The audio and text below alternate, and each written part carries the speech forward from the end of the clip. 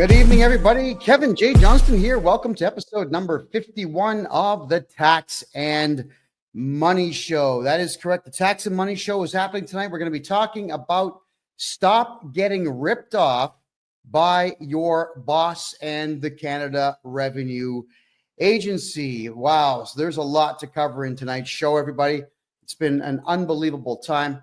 I do apologize that we've had a few issues here with the PC not working properly, but I think we solved them all, and we're set to talk for the entire evening on some very serious problems. All right, I'm just going to come right out and say it. We have a serious issue in Canada, not just with the Canada Revenue Agency.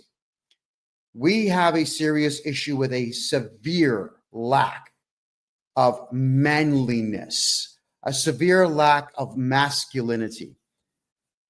I'm gonna tell a story. All right, this has been going on for the last little bit now with a client of mine, and this client of mine is guy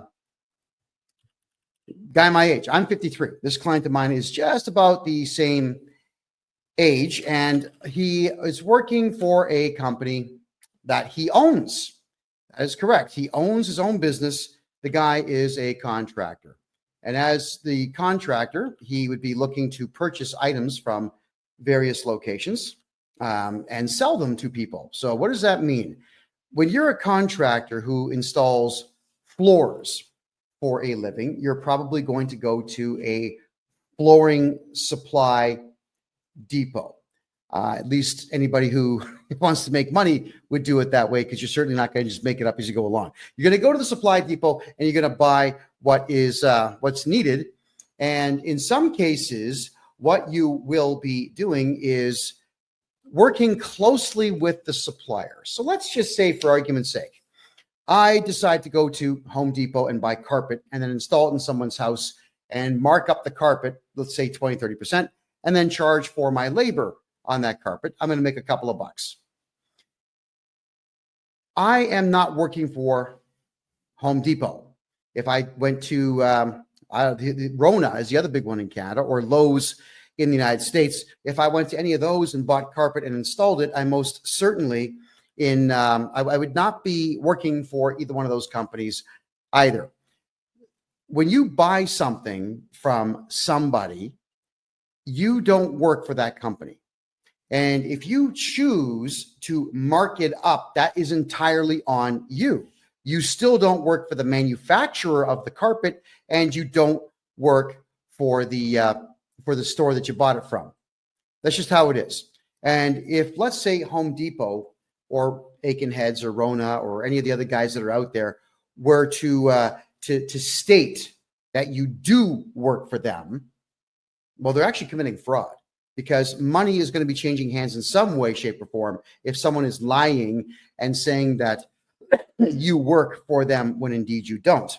What I mean by that is, if, let's just say, everybody watching this show right now, if I were to state that all of you were working for me and I was writing off your earnings as if you were working for me, I've got a tax benefit to that.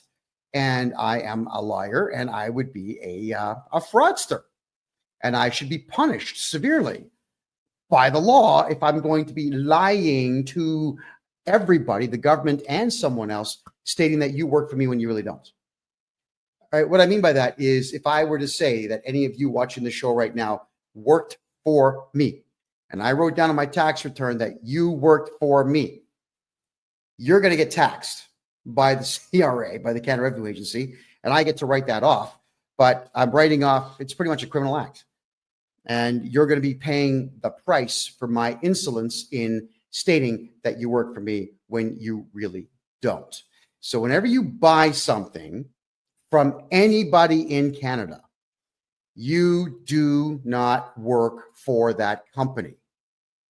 You're simply a customer. You could also be known as a contractor. That is fine, but you still don't work for the store. Doesn't matter what you buy. You buy gum, you buy drugs, you buy Coca-Cola, you buy Pepsi, so we don't have preferences. You buy yourself a hamburger. You do not work for the retailer. You're a customer. Well, I have a client that came to me, again, my age, who is having some serious tax issues. Now, I've got permission to tell the story minus his name, but in this tax issue that he's having, we went through all of his files and the numbers didn't match up. Sometimes when we're doing taxes for people, we can't figure out why numbers don't line up. So we spend more time on it, a lot more time on it. And it gets a little frustrating sometimes because there are some tax returns that just don't make any sense at all. So we'll go through them and then a second time, and then I'll say to my CPA, well, could you check this out? Because it ain't jiving with me. I send it off to my accountant. She looks at it. She can't figure it out. So we have to assume that something is excessively and extremely wrong with that tax return, which is fine. This is what I sign up for. So when I tell you that you're paying a certain price to get your taxes done, I'm not going to up the price because it's harder work. That's not what I do. And I'm not complaining. This is not a complaint. I'm not saying it sucks to do extra work. I don't shy away from hard work. But when something doesn't make sense, my detective brain kicks in. Many of you know that I used to be an investigative journalist. I used to do private investigations in my 20s. I did process serving court papers. We did skip tracing, looking for people all over the world. It was a lot of fun. And I do have an investigative style brain. I'm always looking for answers where they may or may not exist. Well, we tracked down an issue for this client. And that issue was that this client was listed as an employee of a store that he has never worked for. And they had put down what are called a T4A. Now in Canada, not the United States, we're talking Canada now, when you are employed by somebody, at the end of the year, they're going to give you a T4 slip, which says, we are X company and John Smith works for us and John Smith made this and we deducted this much tax from John Smith and all the things that go with it. So that T4 slip is your employer snitching on you to the Canada Revenue Agency about how much money you have made. And when they do that, well, when you snitch on yourself, the only thing that the CRA is going to do is find some way to screw you and take your money. That's what they do. That's what these people, they're evil as hell. That's what they do. All right, let's go back to it now. The client in question has, for the last 8 years, gone to a place called Ritchie's, Ritchie.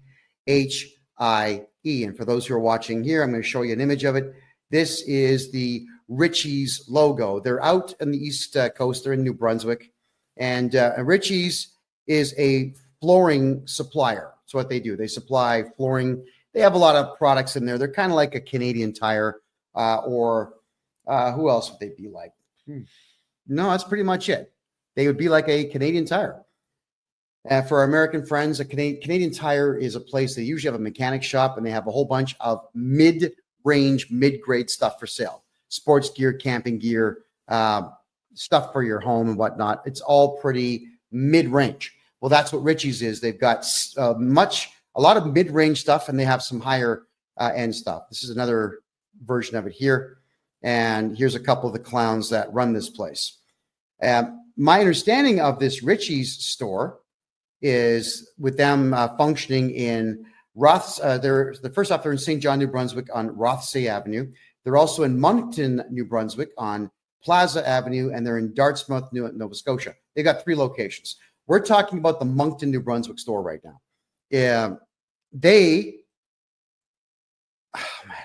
I can't even tell this story and take it seriously, It's just so irritating. So what happened is they got audited 15 years ago. I'm going to back the story up a little bit here. They get audited 15 years ago, and it scared the hell out of them. Strange how this group of millionaires, a couple of brothers, the Ritchie brothers, a couple of brothers who are multimillionaires are afraid of one little old auditor. And this auditor goes through their store and, like a bitch, these guys did everything this auditor told them to do. Show me your records, show me your books, show me your cash, show me your client list, show me your supplier list, show me everything. Everything I want to see, show me. And they did. And they ended up paying a lot of money because they were stupid, didn't get a lawyer. Now, they should have lawyered up for that. They didn't kick the guy out of their store. They didn't have a security guard there to say, buddy, you got to go. They didn't make any phone calls of any kind to anybody. They just completely cooperated with this auditor. Now, here was the problem with what this auditor had done. The auditor told them, oh, you've got guys, contractors that come here and buy stuff from you. And do you sometimes get these contractors to do work for your store? They said, yes. And then the auditor asked if these contractors work independently. Like, do they actually register corporations or register companies and just buy supplies from you and then go out and do the job? They said, yes. Now, the auditor lied at this point. The auditor says, well, if you have any contractors that are buying supplies, you need to put them down on what is called a T4A slip, which in Canada is the same as a T4. And it says that you make commission. So it's your earnings. It's you snitching on yourself, saying that you make commissions. Please tax me on these commissions. But the problem is this CRA auditor told the store to lie and commit fraud so that the Canada Revenue Agency could make more money.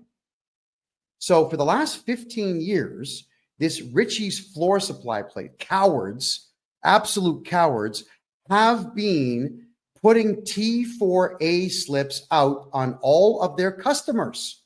Yeah. So if you're a customer of this Ritchie's place in Moncton, New Brunswick, they literally are listing you down as an employee of them on commission sales.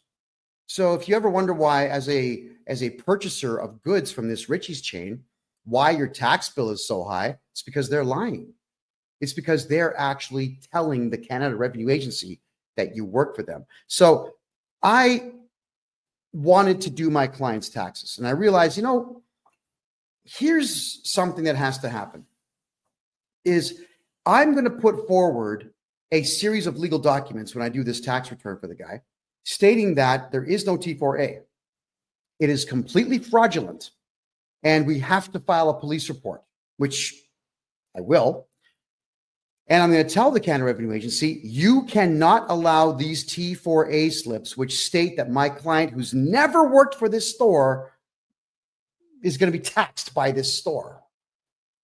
Got to cancel them. Cancel the T4As. That's what the store has to do. So I made a polite phone call to this Ritchie's place, and I end up getting the name of Tracy Delahunty. Tracy Delahunty. And I make a phone call, and I'm very, very prim and proper and polite, and I just introduce myself as the tax agent and legal agent for my client. And I explain that we have a slight problem here, that there appears to be a clerical error. I never come out and just accuse people right off the bat. I say, we have a clerical error here. It would appear that you have mistakenly put down my client as an employee of your corporation. And I'm wondering if we could get that corrected, please. Boom. She just starts screaming at me, this chick. I'm not going to repeat all the stuff that she said, aside from the gist of the story, which is, we're not going to do that. We got audited. We're never going to get audited again because of you. We're not going to reverse that. We're not going to cancel the T4As. He works for us. I said, well, I'm afraid you're wrong. Well, it's the government. You have to do what you're told. Now, God knows how many times I've heard that in doing taxes for Canadians. Someone tells me that you have to do something because the CRA is the government and you got to do what the government says. No, you don't. You've got the right to remain silent. Anything you say can and will be used against you to either put you in prison or take your money. So shut up. Stop talking. So I explained, look, that's actually incorrect. And the T4As that you're issuing are, unfortunately, in your case, fraudulent, which opens you up to lawsuits. And when I cancel them with the CRA, you're going to get audited.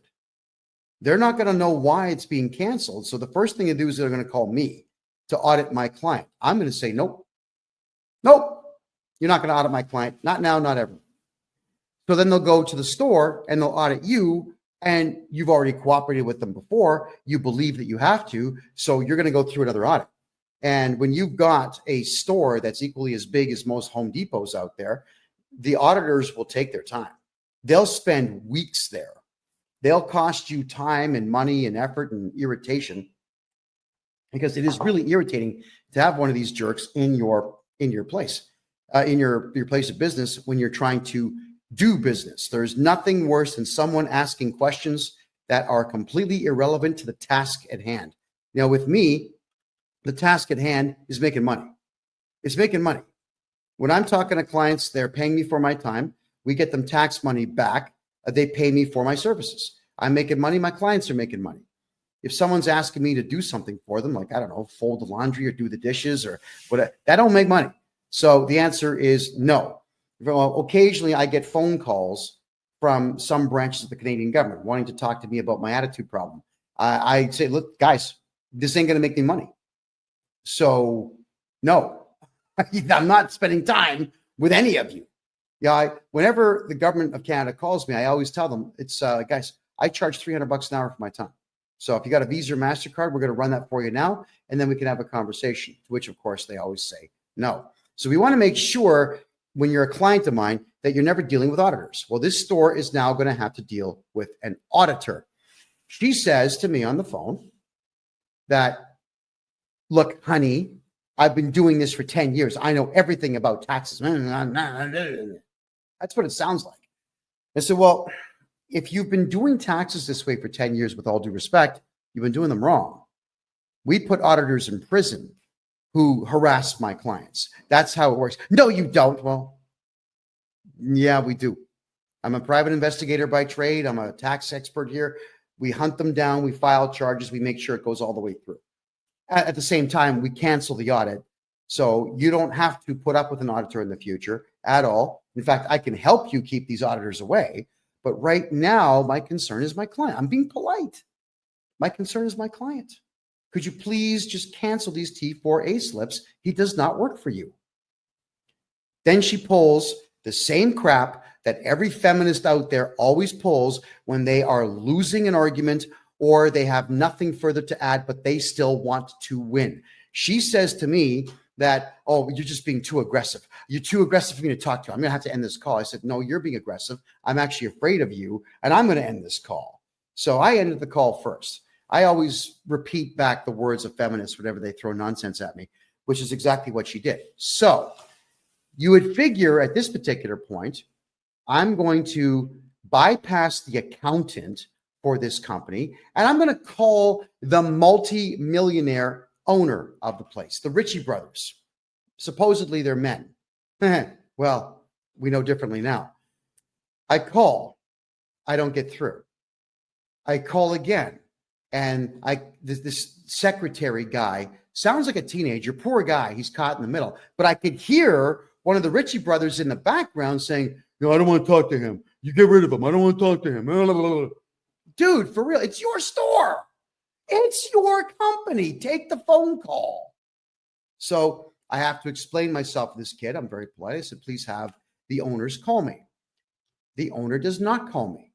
The owner calls, ready for this, my client, to raise his voice to my client, to state that apparently I threatened this woman. Now, I've got it all recorded. I record every call I make, especially when I know I'm calling a potential feminist. All right, I protect myself huge with these things. And said that I threatened her and so on, and that I'm never to call their place again and so on.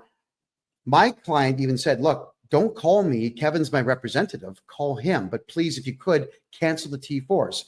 They won't do it. They won't do it. So I call back. And as I'm calling back, I'm getting the same runaround. So these millionaire supposed men, and let me put them on the screen for everybody to see. There we go again.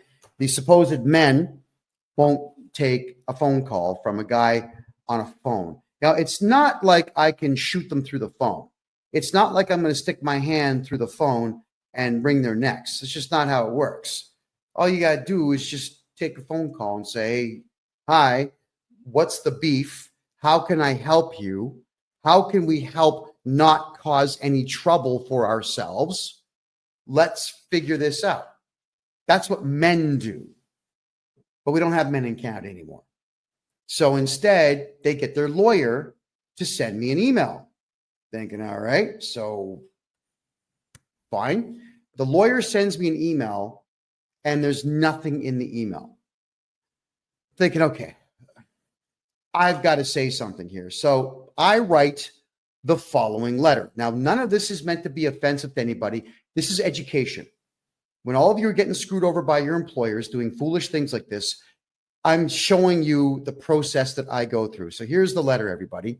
Urgent legal notice, action required to prevent a CRA audit to Adam Ritchie and Trevor Ritchie, the two millionaire supposed men running this company.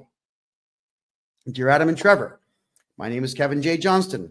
I act as the legal agent and tax strategist for none of your business.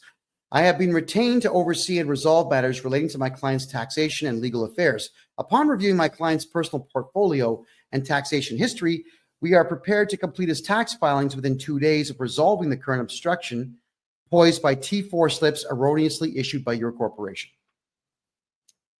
Polite, right? On January 27, 2025, I contacted Tracy Delhunty to request clarification on the existence of these T4A slips, which are obstructing my client's ability to file his personal taxes.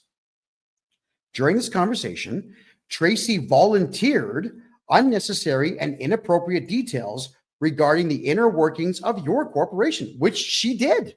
Why is she telling me what's going on there? It's weird.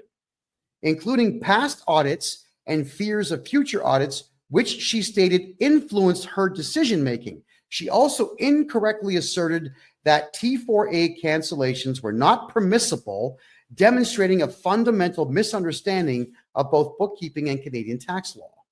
True story. Tracy further stated verbatim that it's the government and you have to do what they say. Now, if you've got someone like that working for you, fire them. They're useless. Suggesting a gross misrepresentation of the role and authority of the Canada Revenue Agency. For clarity, I will outline the relevant legal facts regarding the CRA. 1, the CRA is not a police force and has no criminal investigative authority. The CRA, 2, the CRA operates as a collection agency at arm's length from the federal government. 3, all decisions by the CRA are appealable in federal tax court, which has no authority to issue monetary penalties. 4, the CRA cannot access bank accounts, medical records, or private information without written consent. 5, CRA audits can be refused and auditors have no authority once you issue a no trespassing notice to them. Individuals and corporations have the legal right to remain silent, and auditors who violate your no trespass notice can be charged criminally and sued for tort harassment. Does anybody see anything wrong with this letter so far? To continue it, by issuing T4A slips to my client, your corporation has falsely classified him as an employee when he is in fact a sole proprietor operating under his own federal and provincial tax numbers. There is no employment agreement, record of employment, or contractual relationship between my client and your corporation that would support the issuance of a T4A tax slip. This action constitutes a fraudulent misrepresentation of my client's status and creates legal and financial complications for him. To resolve this matter amicably, I propose. All right. This letter has gone to Ritchie's Flooring in Moncton, New Brunswick, for those who are curious about that. So the immediate cancellation of the T4A slips, your corporation must cancel the T4 slips issued to my client and provide a letter on company letterhead acknowledging that the issuance was a clerical error. No big deal. This letter will be submitted alongside my client's tax return to the CRA to rectify the situation. This corrective action is legal, straightforward, and cost-free. It's free. It doesn't cost anything to fix a tax clerical error in Canada. All right? Nothing. Alternative resolution. If you choose not to cooperate, I will proceed to revoke the T4A slips on behalf of my client by submitting the necessary documentation and legal arguments to the CRA. This action will include notifying the CRA of the fraudulent classification, which will result in an audit of your corporation. Should this occur, I will provide full testimony supported by evidence to ensure that my client's legal rights are upheld. Because you got to remember, I don't care about Richie's. They're not my client. I care about my client, the nice man that pays me to do this. Let me be clear. This is not a threat, but a statement of my client's legal rights and my professional responsibilities. Additionally, I must state that Tracy's behavior has been unprofessional and unbecoming of someone in her position. If my client decides to pursue legal action for tort fraud, I have already committed to representing him pro bono, which means free. And I will represent him free of charge, because this Tracy woman, she really got my back up. I mean, most of the time, the average person has no capacity to get on my nerves. But when you've got a hardcore fundamentalist, lunatic, feminist creep who wants to shout out that her 10 years of tax experience cooperating with the CRA somehow outdoes my 40 years of experience not cooperating with the CRA, well, yeah, my back's going to be up. But what got me the most with her conversation with me is when she pulled that crap, "You're too aggressive for me to talk to." I wish we were allowed to slap people that said that, because that is just the most crass thing that you can say to someone. You may as well just admit that you're a loser and you have no capacity to debate. Surrender at that point. So here we are talking about Richie's, who doesn't want to be talked about. And I'm just getting started, by the way. So I tell them it's in your best interest and the interest of the corporation to resolve this matter promptly and correctly. Please provide confirmation of the T4A cancellations and the requested letter by February 3rd, 2025 to avoid further complications. Signed, me. All right. So again, you figure that the men, the brothers, these two names here, you've got Adam and Trevor Ritchie, Ritchie's Flooring. You figure that at this particular point, they would have the temerity, maybe, or just the bravery to contact me. You just say, look, oh man, this guy sent us a legal letter. He's accusing us of fraud. You know, why don't we call him and try to iron this out? That's the first thing I do. I try to iron it out. There's always a way to get things like this ironed out, but no, they've got stupid pride. Why? Because these two millionaire brothers apparently are beta cucks and allowed this feminist bookkeeper that they have get them in trouble. They sided with her. Fine, they're allowed to, but I'm pointing out that they're still committing fraud, whether they have silly pride or not. All right. So then their lawyer emails me again. And in this email, he's pretty short and sweet, but here we go. His name is Mark. You'll love this one, everybody. It's Mark D. And the last name is Tector. Mark Detector. Are you kidding me? That's this lawyer's name. He says, I am legal counsel for Ritchie's, and I have been retained in relation to the above noted matter. That was the letter I sent in. I have your email and letter dated January 29, 2025. I am reviewing your letter with our client and I am obtaining obstructions. In the interim, do not contact my client and do not make any further disparaging and unfounded comments against them or their employees. Regards, Mark Detector, partner at Stewart McKelvey Lawyers and Advocates. Advocates? I think he spelled that word wrong. I think advocate. Doesn't advocate have a D in it? I think it does. They forgot the D in their logo. The phone number is 902-420-3358. And he's got a cell phone number of 902-402-0101. All of this is going to be on freedomreport.ca afterwards if anybody wants to see it. And it's going to be on my website, KevinJJohnston.me.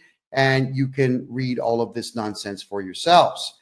So the lawyer, he does the right thing. He represents his client, and he's telling me that he's representing his client. He's telling me not to contact the client. Now, that is actually proper procedure. When you hire a lawyer or a representative or an agent, the agent is the one who speaks on your behalf. No big deal. That's okay. But to tell me not to make disparaging comments. Are you kidding me? If there's a beta cuck coward fraudster out there, you're all going to know about it.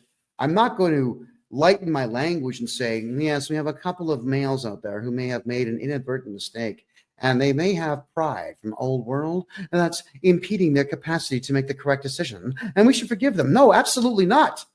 They are beta cuck coward fraudsters who have allowed a fraudster to run their accounting department, and they are defrauding dozens upon dozens upon dozens of hardworking contractors who are just customers. All right. So my reply, dear Mark, I wasn't going to put Mark Detector on this letter. Thank you for your letter acknowledging my legal demand. To clarify, I have no interest in engaging in discussions with your clients. My sole request has been explicitly outlined in my previous correspondence, and I expect it to be addressed accordingly. Right? There you go. Regarding any statements I have made, whether private or public, I am fully prepared to enter into a non-disclosure agreement, which is called an NDA, with your client, prohibiting me from making any future public statements about them from the date of signature forward, contingent upon their full compliance with my lawful and reasonable request. I trust this matter will be handled expediently. My name. Okay, nothing to argue with there. So what I'm saying here is that you have a couple of beta cuck fraudsters running this store, interfering with the tax return capacity of me, and literally lying to the Canada Revenue Agency about people who work for you that don't. And I'm going to tell the world about it. But had the lawyer read this letter and told his clients, hey, you know what? This big mouth, this big mouth from Canada that never shuts his big mouth, who's on the front page of every newspaper in Canada, will shut his big mouth, everybody, if you just cancel the T4As.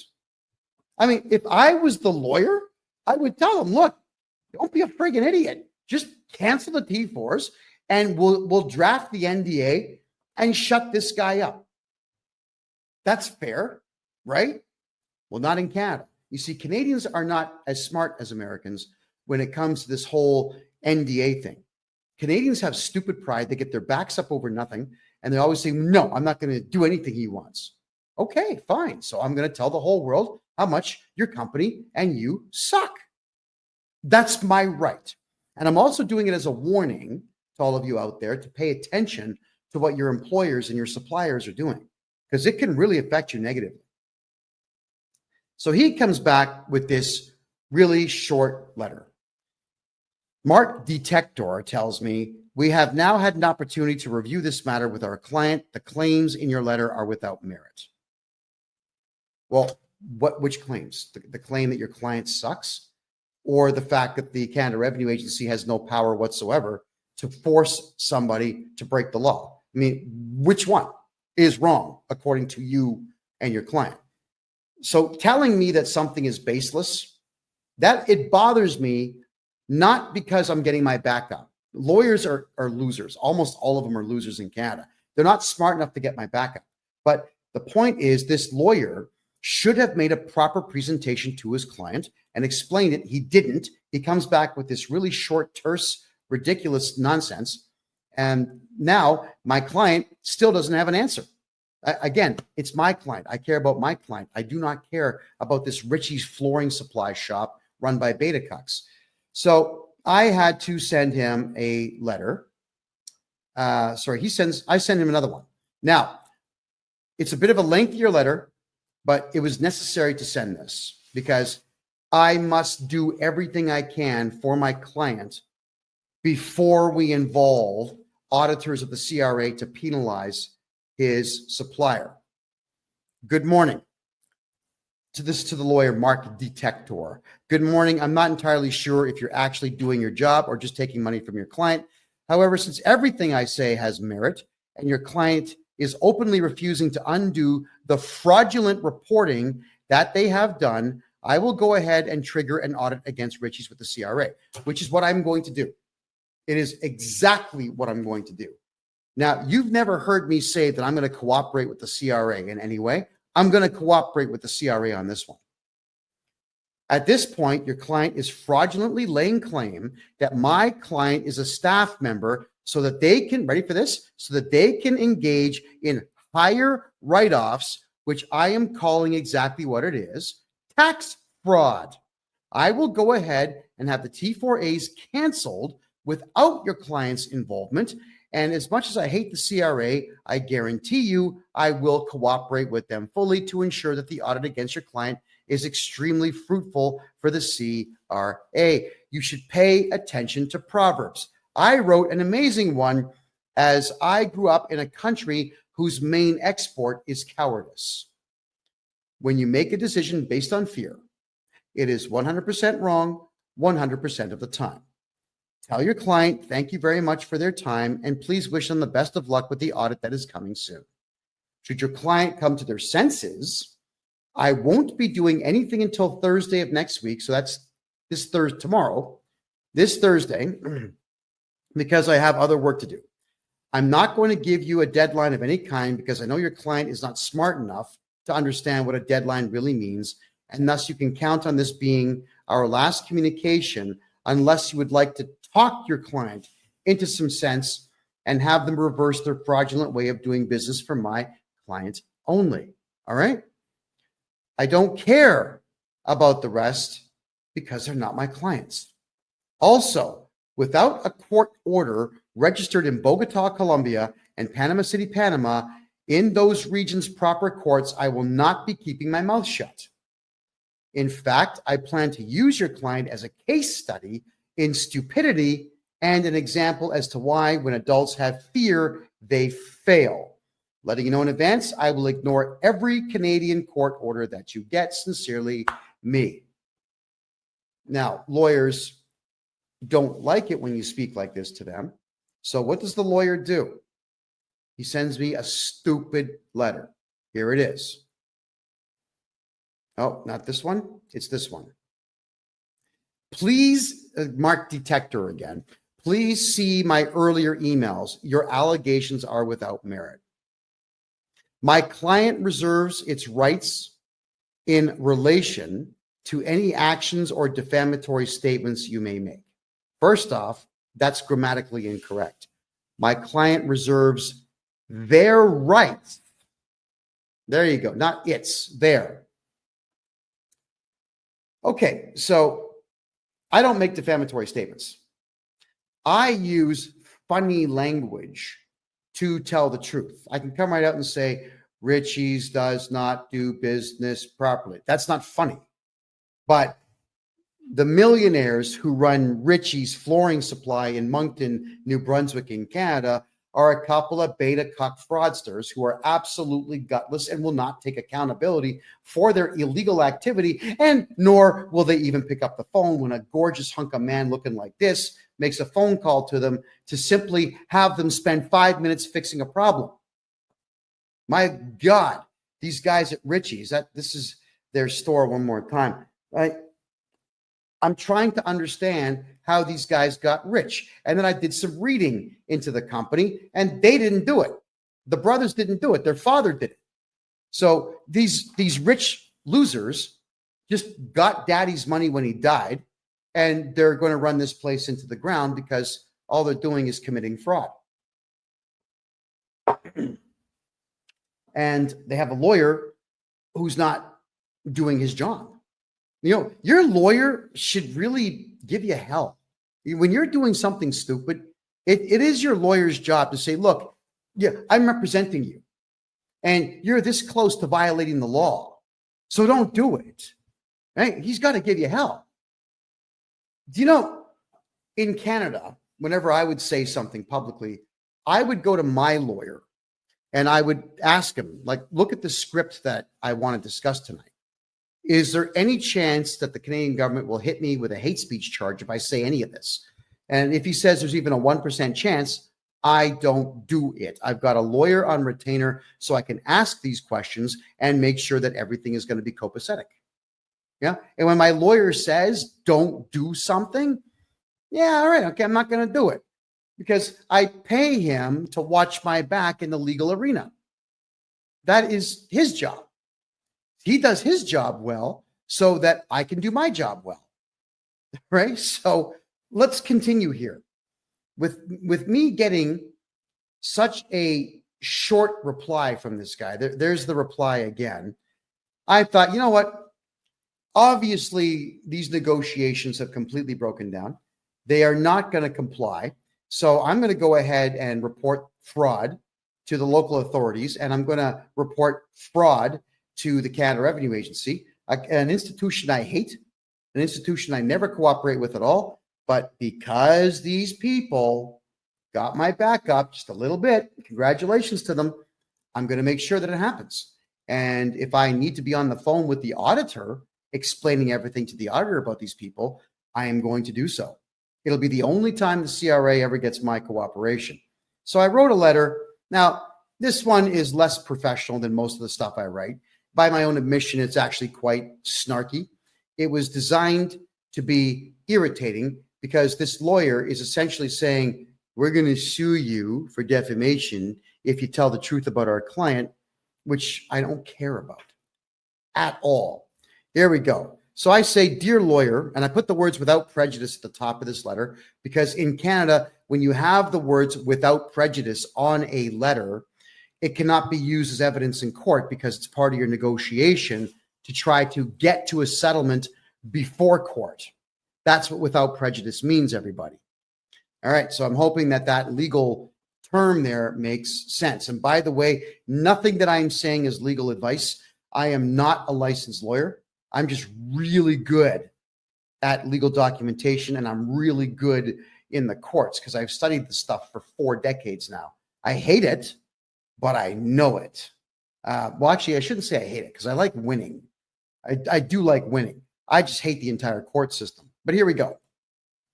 Dear lawyer, my allegations are fact. Let your client know that I will be helping others that they are double dipping on fight them in court if they choose to go the route of litigation. I will file a defense on any litigation your client files. I will not settle out of court. Should I lose, I will appeal. This will be as public as I can make it, and it will be very expensive for them. As I have studied law for 40 years, I have no legal fees. I'll be representing myself. Not true for your client. Side note, pride goeth before our fall. This woman that Richie Boys hired is really going to destroy them. Let them know that they should not act on her feelings because I won't be letting this one go. I'm going to use this case as an example of how not to behave in the accounting world and how to avoid eventually meeting me. That dumb working for them is dangerous as she is really stupid but believes herself to be a genius. She should be flipping burgers, not stealing from the CRA. I am not an unreasonable man.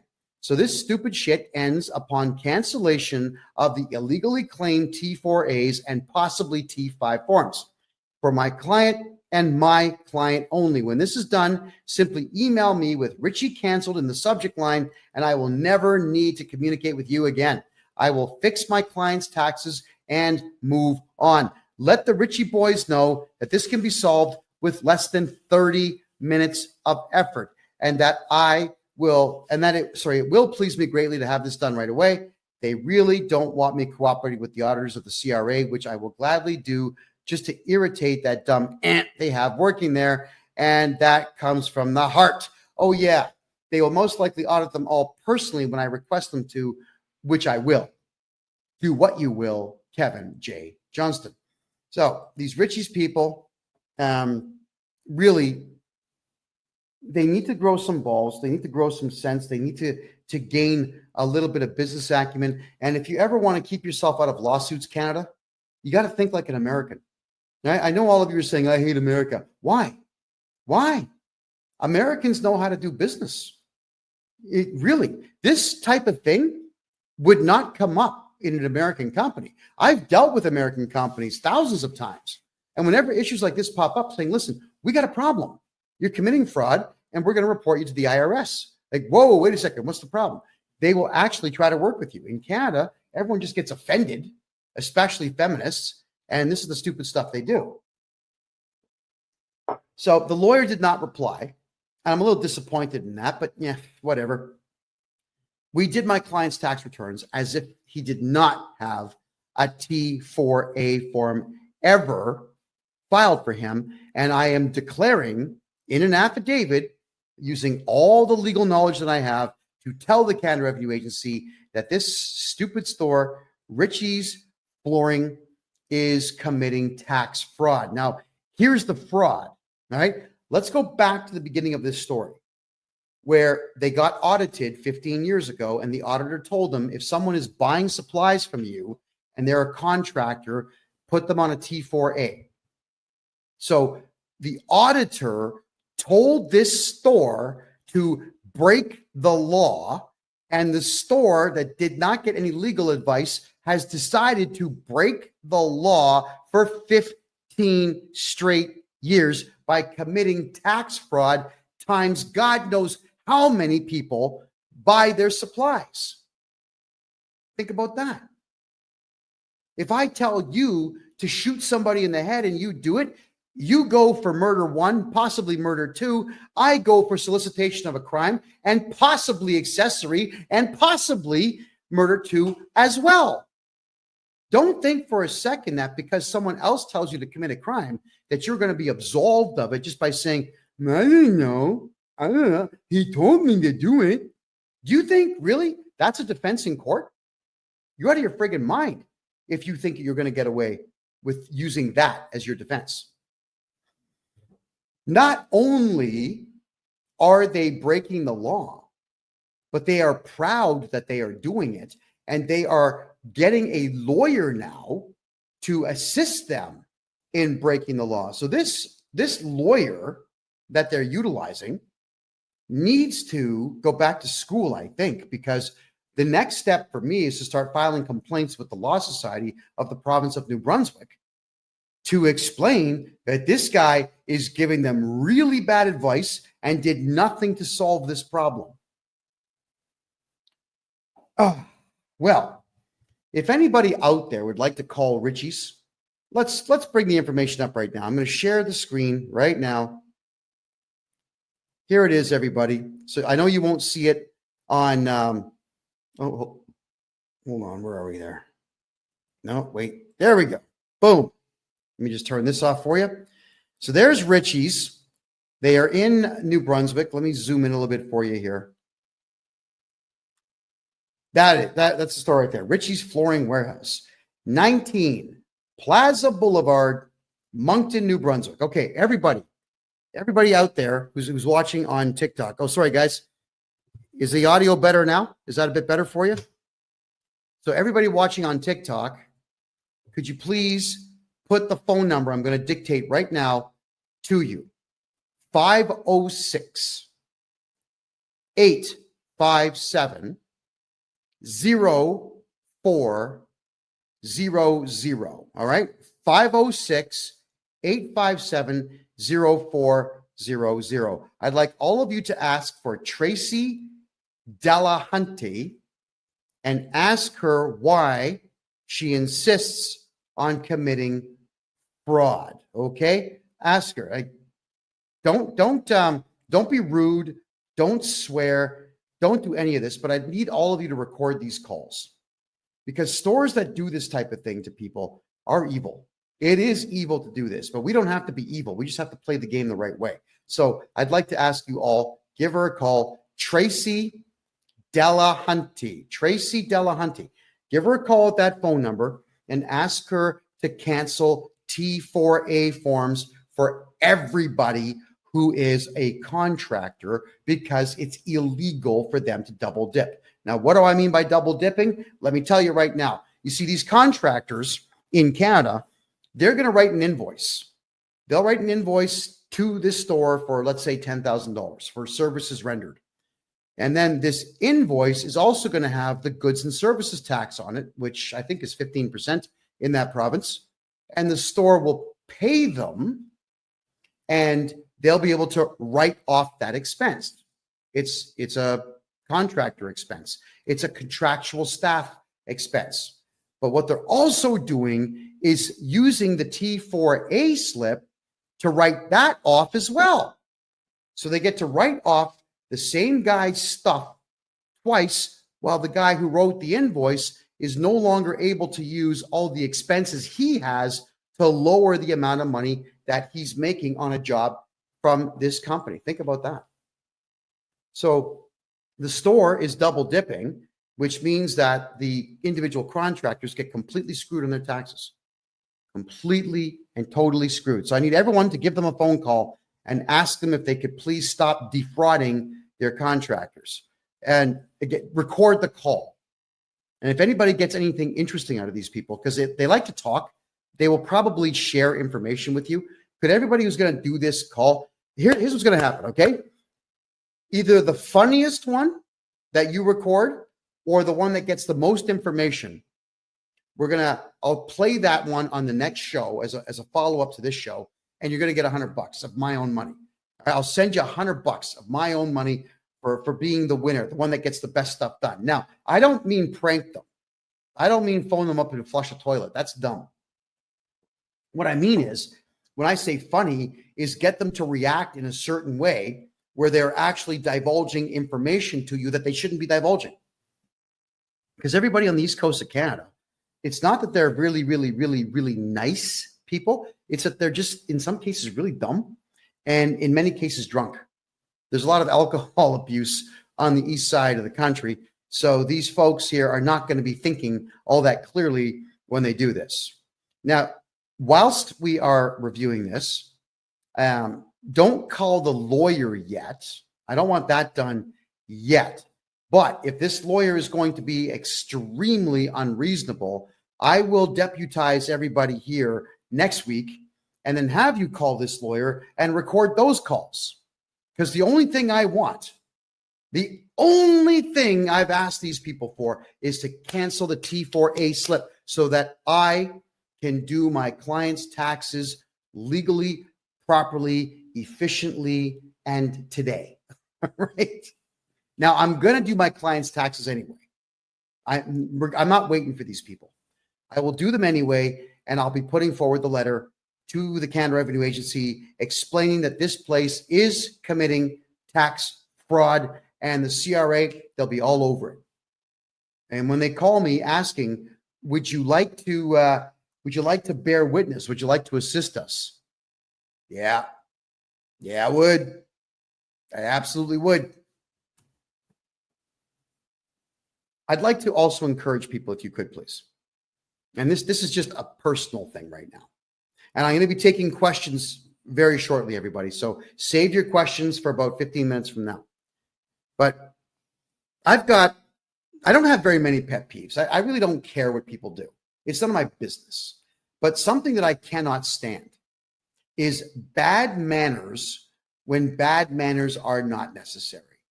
You don't need to be flipping off at the gums rudely for no purpose whatsoever. You don't need to be walking around with your head held high saying, I know everything, so I'm going to give you a difficult time because I think I'm a genius. That pretentious belittling of people it's vile. It's extremely vile.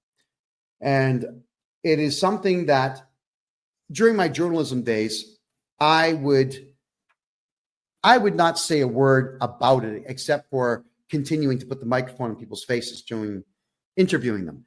Because the more angry they got and the ruder they got, the funnier it was on YouTube and Rumble and all the other websites out there. It was good content for me to upset someone by just asking questions. But you see, I'm not a journalist anymore.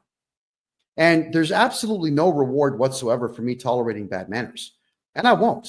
So if you're rude in my condo or my office or my car, I'm going to turf you. Just get out. We're done.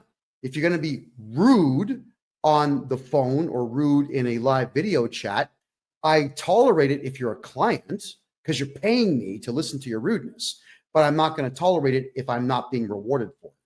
And this group of excessively rude individuals running this store need to be punished.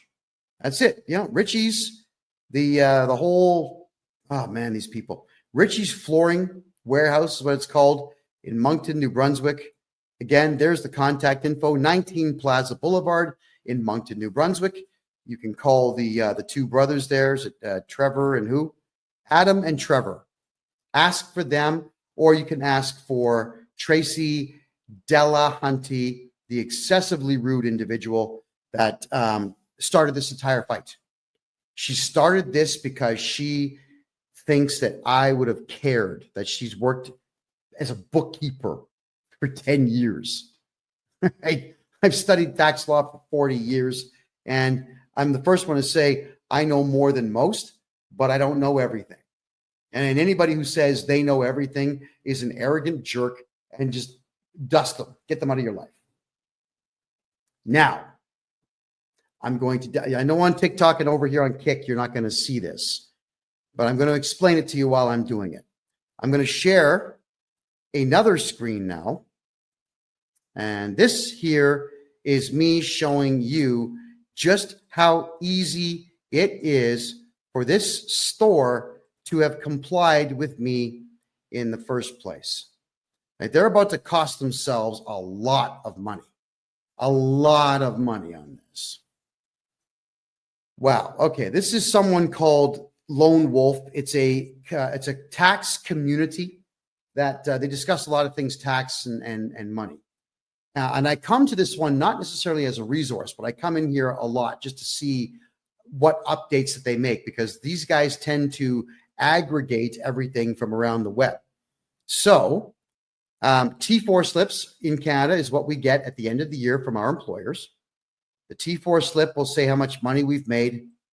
It'll tell the CRA, the Canada Revenue Agency, how much Canada Pension Plan was deducted, how much employment insurance was deducted, federal and provincial taxes, and any and all bonuses that were paid. It snitches everything on you. And the T4A is the same thing, except you don't really have a salary. It's more commissions, or I guess odd jobs that you're doing for the same company, where they want you to pay tax on what you've made. I mean, if you're a client of mine, you pay tax on nothing. I fixed that. But I'm just telling you what these forms are for the sake of education here. So now let's go to this form here, and it says to amend, cancel, or replace a T4 slip in Canada.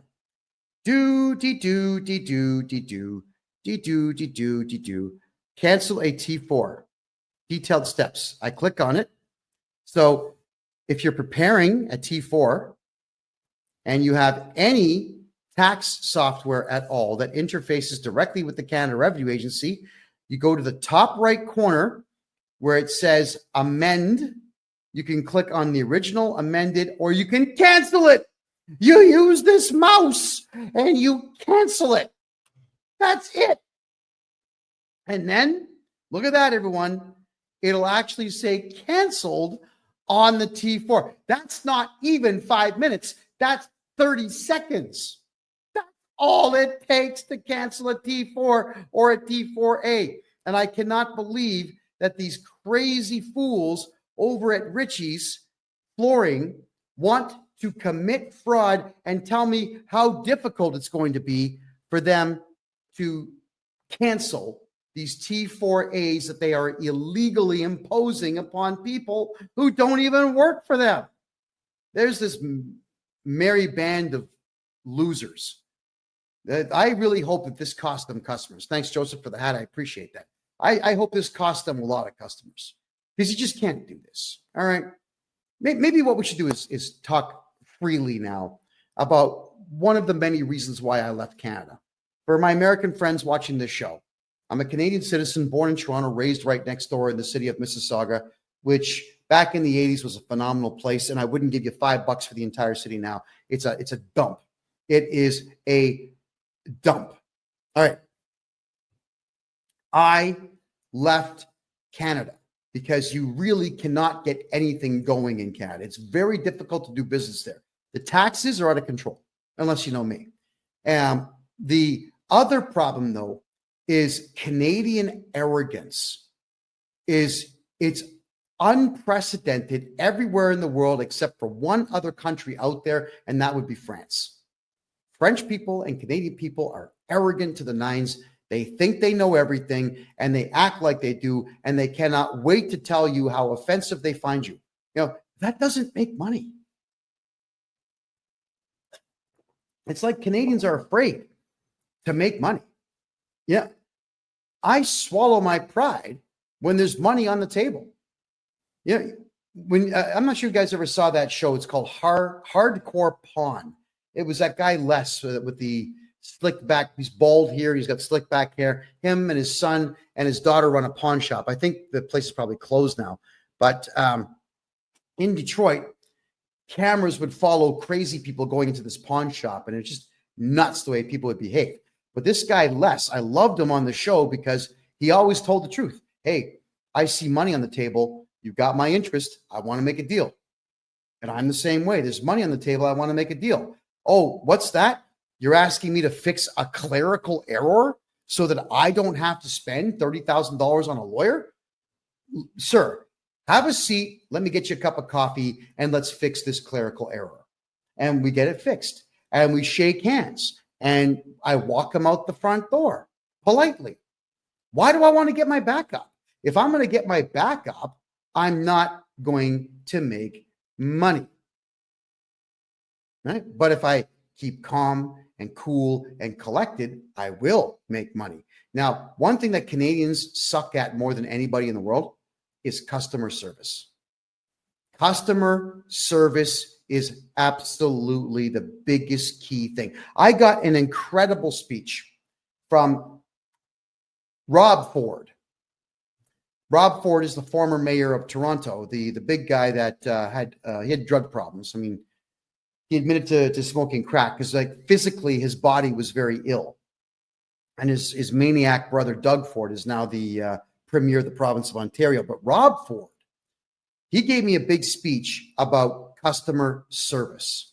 And he understood it well. And the way he explained it to me was it was genius. He handed me a business card. He says, I'm the mayor of Toronto. Here's my home phone number. Okay, thank you. People would call him wanting to get something done. So he would go through every message. He had a Rolodex. He showed me all this. He had a Rolodex where he would put everybody's name in and write down the problem. He would call the appropriate people, send the city staff member out to get it fixed. He would call the person back and say, did the pothole get filled? Did your fence post get replaced? Is the electricity back on? This is what this guy would do. That's customer service. And he's a politician teaching the world about how important customer service is. It is important. Return emails, even if you don't have an answer. Make phone calls, even if you don't have an answer.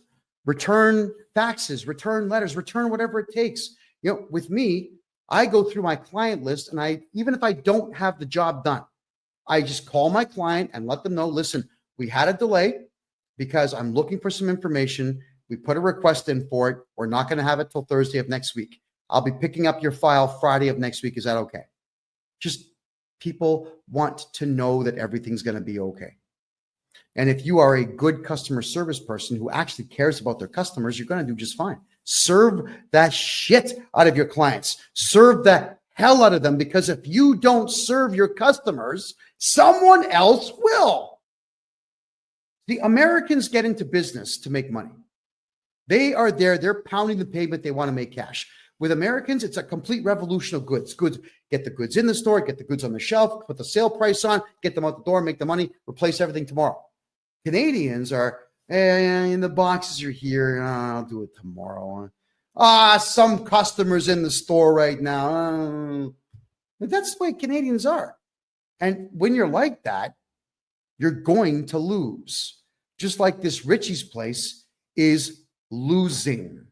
And I'm going to make sure that they lose a lot, because that feminist stunt that was pulled on me, that really got inside. I don't dig that one bit. You're too aggressive for me to talk to you. Don't ever say that to me.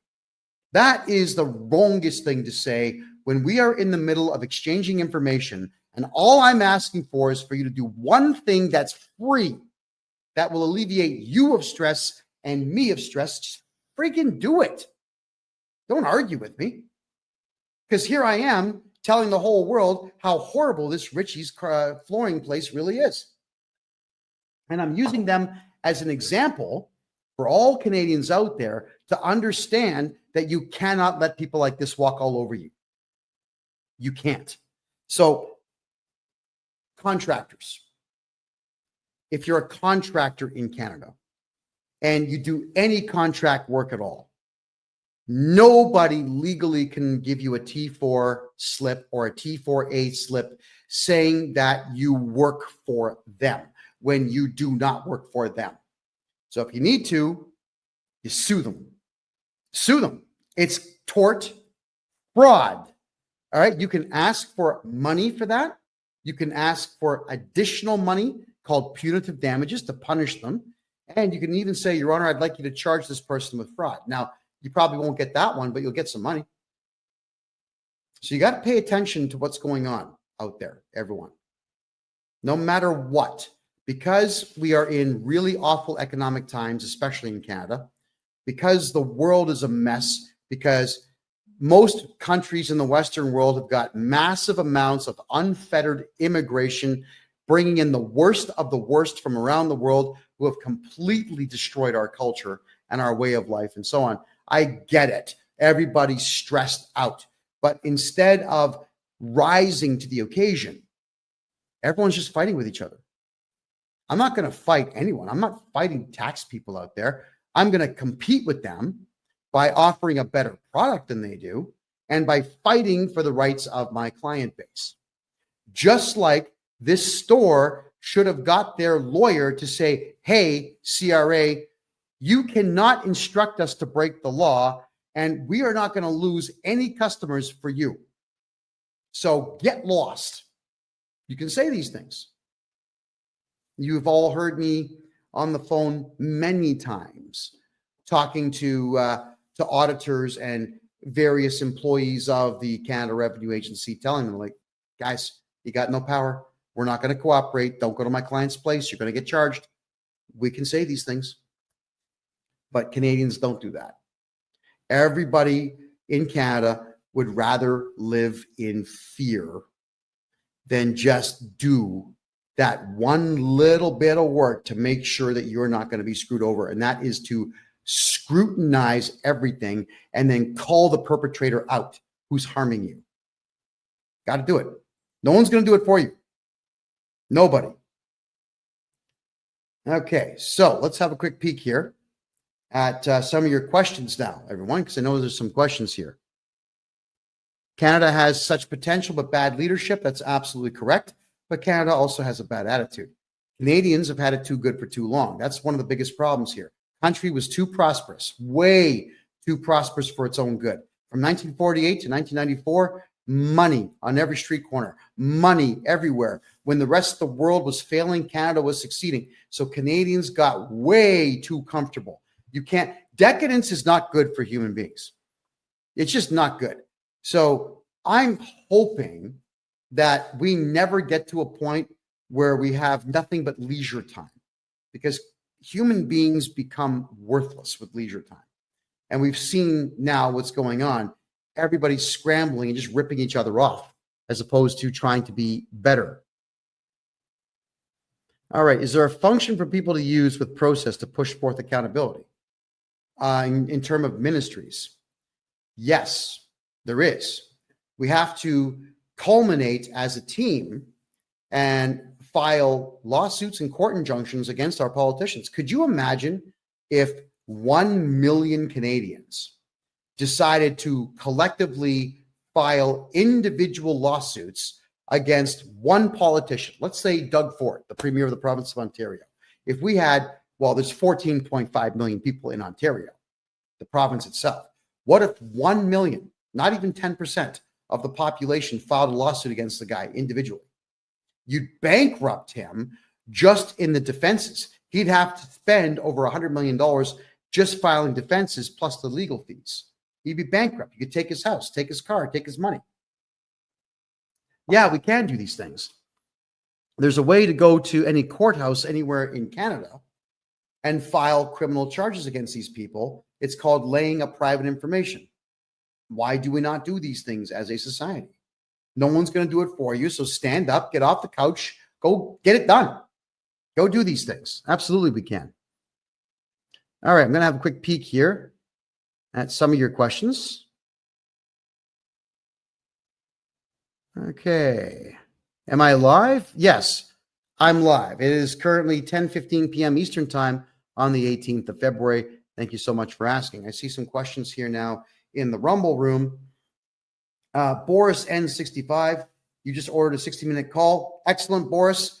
You should be able to log into Calendly and pick your date and your time. So we'll be talking soon, I'm sure. We got there. Real MGTOW. Kevin, have you guys been able to clear up your tax backup? Yeah. I mean, our tax backup is, we'll call it under control. We have a backup of, say, 2 weeks, but that's standard during tax season for any accounting company. We developed a brand new software package that's going to blow your mind, everybody. Imagine this. Well, actually, let's just work with the real numbers. No, so I'm going to do this for everybody right now. Let's do this right now. I'm going to bring up the income tax calculator. This is a website called Wealth Simple. I'm not even sure what they do, but it's a handy little toy to play with. All right. I know that you're not going to see it on TikTok or on Kick, but I will state what it is that I'm doing here. So let's turn this off.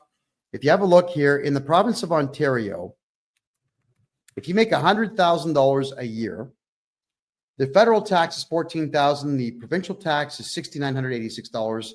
Canada Pension Plan and EI, which is employment insurance, ends up being $5,105. So on 100K, you're losing $26,136. Now, what bothers me about this is when a corporation is filing taxes, what they've got to do is they have to take the CPP, the Canada Pension Plan, and the employment insurance, and they have to match that.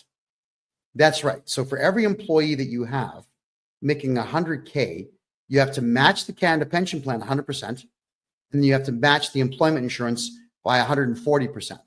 Wow. So the rough number, if you look at it right now, the rough number is going to be about $5,800 per person per year that you have to spend for nothing. It's infuriating is what it is, because the Canada Pension Plan is going to be empty by 2032. And EI, I don't know if any of you have ever tried to get employment insurance, but I can assure you, you're not getting it. So why are you paying into it? Oh, yeah, so that third world invaders can get money for free to the tune of $5,000 a month. No, thank you. Not interested. So what we do now is we've got a payroll company in place, and the payroll company, we charge no fee for this. And I mean no fee whatsoever. We're going to do your payroll for you. So let's say your pay cycle is absolutely every week. On Wednesday, what you'll do is you'll jump on our website and you'll put in, like, you'll have drop-down boxes, John Smith, Steve, Richard, Paul, all these people in there. You put down what they made. It'll work out the CPP. It'll work out the EI. It'll work out the provincial and the federal tax. And it will tell you how much to pay us so that we can pay your staff member. All right? But you don't pay the matching on the CPP and the EI. You don't give it to us.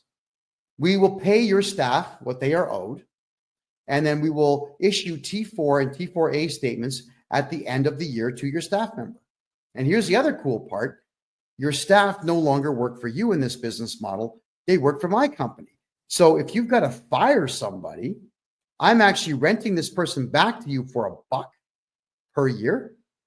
You can say, hey, Kev, or how about this one? Kevy, baby, looking good today. Listen, that guy, John Smith, that is currently on payroll, get rid of him. We want him fired. Okay, good. I make a phone call. John, listen, I hate being the bearer of bad tidings, but you got to go. You've been fired, and here's your severance pay. Here's your final paycheck. Thank you very much for your service, and good luck to you in the future. And this way, they cannot go to the labor board about you or you or you. They have to go to the labor board against me. And I can assure you, especially in the provinces of Alberta and Ontario, They don't want to deal with me because I drive them mental.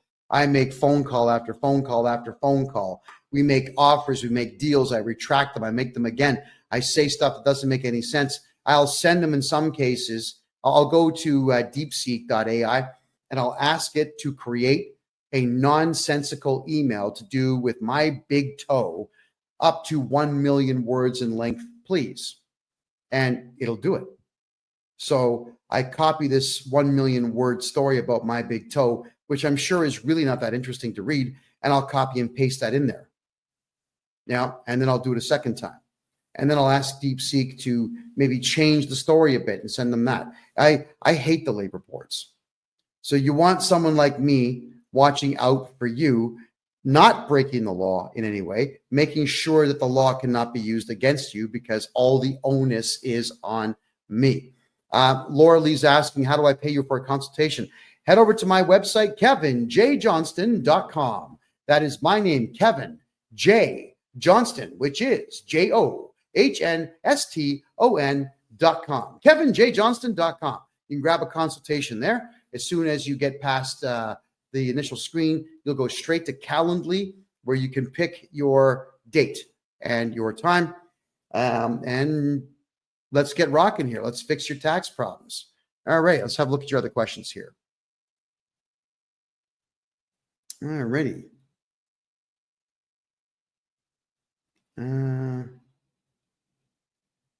All right, guys, I don't really want to get into politics. All right, so for everyone who's asking me about politics, I'm staying out of it. I did my last political show on the first Tuesday of 2025. I don't care anymore.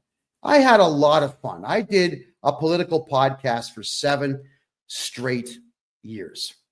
And we cost a lot of politicians a lot of money. I thoroughly enjoyed my time. But I'm a tax guy now. I'm enjoying taking money away from the Canada Revenue Agency and giving it back to the people. So don't call me Robin Hood because I don't look good in tights. Just call me, I don't know, call me a hate-filled maniac for hire, because I am, when it comes to these CRA people, I am a maniac.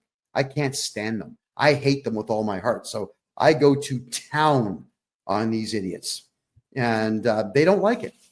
And they typically back down because they have absolutely nothing that they can do to stop me from doing what I do best, and that's irritating people. And my mother always used to tell me, son, you could irritate Jesus. Now, and when I said thank you with a big smile on my face, that was not the response she thought she was going to get. But that is a compliment, and it is extremely true. What's the best province in Canada for business? Suppose it's like, well, what are you doing? If it's prostitution, it's British Columbia. If it's drugs, it's Quebec. If it's drugs, the second place one would be Ontario. If it's drugs, third place would be British Columbia. If it's drugs, fourth place would be Alberta. But if you're looking for which province has an economy that's growing, the only one is the province of Alberta in Canada. All the other ones are shutting down. Everyone's leaving. Everybody is leaving. Yeah. I do taxes for people in Quebec. And Quebec is unlike every other province in the country that works on admiralty law. Quebec works on civic law. And civic law means that the province can do whatever it wants. And they do. They do whatever they want, which means the province of Quebec has their own provincial taxes, which are ridiculously high in comparison to the rest of the country. And they've got such ridiculous rules about property tax and whatnot that nobody in Quebec is making money. So everyone's leaving. They're all going to Alberta. But if you're in Quebec and you want to do business in Quebec, what I would recommend is you contact me. I'll open up a numbered corporation or 2 or 3 for you in Ontario. You can still do business in Quebec, but just make sure that all your invoicing goes through the Ontario corporation. You don't want the province of Quebec being involved in your business. Filing a provincial tax return in Quebec is really stupid because they will not leave you alone. Not ever. They are ridiculous individuals. Am I still active in opening offshore accounts in Panama to protect people's money? Si, oui, Absolutely. Of course I am. I adore doing it. We've opened bank accounts now for well over 100 people, and they're all doing quite well. They're all quite happy with it. The answer is yes. All right. What do you do if CRA launched assisted compliance programs for a 2022 farm loss? I don't know what the assisted compliance program is, but what I can say is if you're running a farm, you should be losing money on paper. And that is what I do best. I make sure you lose money on paper. Your farm should lose money for 10 straight years on paper. So if anybody out there is on a farm or owns a farm and you want to get all your tax money back on that farm for the last 10 years, get a hold of this guy right here. Okay. That is what I do. Am I in Toronto? Hell no. I was born in Toronto. I was raised right next door in Mississauga, but I despise Toronto. I don't like the roads. I don't like the architecture. Anything after 1960, I can't stand the architecture. I mean, the left wing nut jobs destroyed that place. And look at the mayor that you've got in there now. Olivia Chow is a Chinese communist, essentially a spy for communist China. And when I saw her dancing almost completely naked in some feather outfit to show the world how sensitive she is to the far left politics, I'm thinking, yeah, Canada, the only thing that's going to save you is revolution. A violent overthrow of your government is the only thing that'll save it. When you've got that type of trash in charge of the biggest city in the country. And when I say biggest, I mean biggest by a lot. It is more than double the size of Montreal, which is the next biggest city. Double the size. You can't have trash like that being the face of your city. But Canadians, you voted for her, and you're not throwing her out. So for me, the odds of me stepping foot inside of the city of Toronto again are zero. Zero. Unless, I know it's a joke, but I'm kind of partially serious. Unless some Kazakhstani terrorists showed up and said, hey, we got this nuclear weapon here. Here's the key. The battery still works. Would you like it? I say, well, sure. Just make sure that you can ship it to Front Street in Toronto, right? Beautiful. And I would clack it. I'd set the timer for 3 hours. I'd leave town. I know exactly what hill I would go to watch the mushroom cloud go up and just smile. I don't even smoke, but I'd crack out a stogie and I would just watch. I hate Toronto. I loved it as a kid. It was an incredible place in the 80s, even up to the early 90s. Now, it's just a dump. It is a dump. It doesn't matter that it's got big screen TVs everywhere. What does that matter? All it's doing is selling you stuff that you don't need. It's not like there's jobs in Toronto. It's not like it's a place you invest and make money. The condo market is completely dead in that place.